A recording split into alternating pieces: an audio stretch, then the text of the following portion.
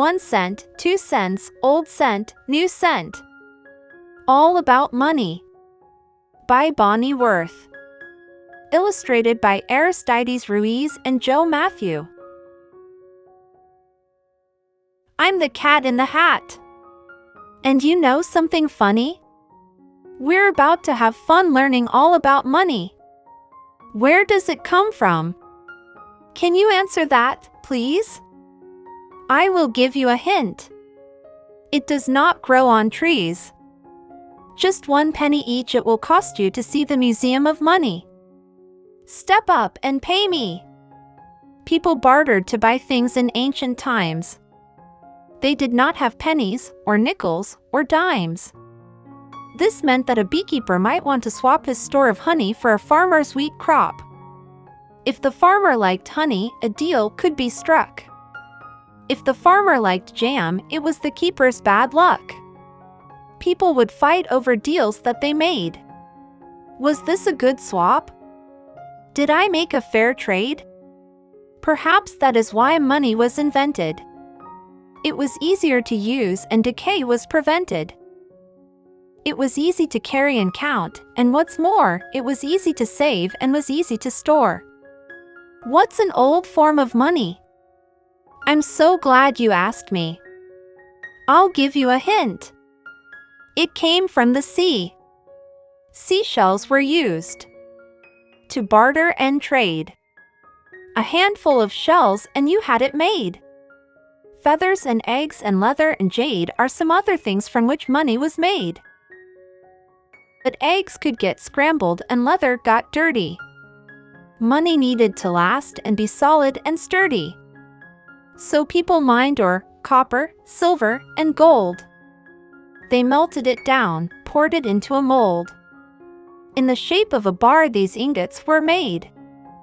Folks hauled them around and would use them in trade. In the kingdom of Lydia, part of Turkey, you see, the Lydians made ingots in 900 BC. Then someone in Lydia had a brainstorm. Make metal coins. A far handier form. We've dug up these coins all over the place. Each coin has a lion's head stamped on its face. The Lydians were sailors, and you may have read that's how the use of their coins might have spread. Here is a fact I am happy to tell you. Folks other places began to make coins, too. In China, the farthest of Far Eastern places, some coins shaped like cowries had lines on their faces. Other coins contained holes for a string to pass through. So coins could be carried together with you. A string of such coins added up to a cash. You tied up the string on a belt or a sash. In Greece, they stamped coins with various things, like a picture of Pegasus, the horse who had wings. This coin has an owl on its face, and my guess is it stood for Athena, the wisest goddess. Now even today some heads of state put their heads onto coins like Caesar the Great. Here is a fact that we think is so neat. Money's made in a mint. Not the kind that you eat. Thing 1 and Thing 2 are about to mint dimes. Mints work much the same as in ancient times. How to make a dime 1 step at a time. This is brought to you by Thing 1 and Thing 2. 1. Heat metals together until they are hot and melted to goop inside of a pot. 2. Pour goop in a cast, also known as a mold. 3. Strike goop with an image before it turns cold. 4. Remove from the cast. Oh, isn't this funny? Time to have fun with your shiny new money. Ancients kept money where they prayed and gave thanks. In this way the temples became the first banks. To temple you went to save or to borrow for as long as 2 years or as short as tomorrow. Interest is the name for fee that you owe to the bank for the money they loan you, you know. When your money is saved in a savings account, the bank then pays you a smallish amount. This smallish amount that the bank pays to you is the interest you've earned, and it's only your due. The smallest coin ever is so hard to see. See the Indian fanam next to that BB? You would think that they might lose count of their hoard, but dents in some would make a neat counting board. From the Islands of Yap come the heaviest ones. Limestone coins 8 feet wide, each weighing 3 tons. Carrying these coins, some Yap ships sank. Could you fit a Yap coin in your piggy bank? Traveling to parts of the New World with me, here are some Spanish coins I would like you to see. Spain's explorers sent home from the New World as freight golden doubloons and pieces of 8. The most valuable coins in those parts were these. To steal them, some pirates sailed all 7 seas. American settlers minted coins such as these, stamped with the image of local trees. For money, the natives strung seashells and beads into belts of wampum for their trading needs. When it became a new nation and free, the United States minted its own currency. I have some with me. As you see, I have many. The kind that I have is the little red penny. It was made in the year 1793.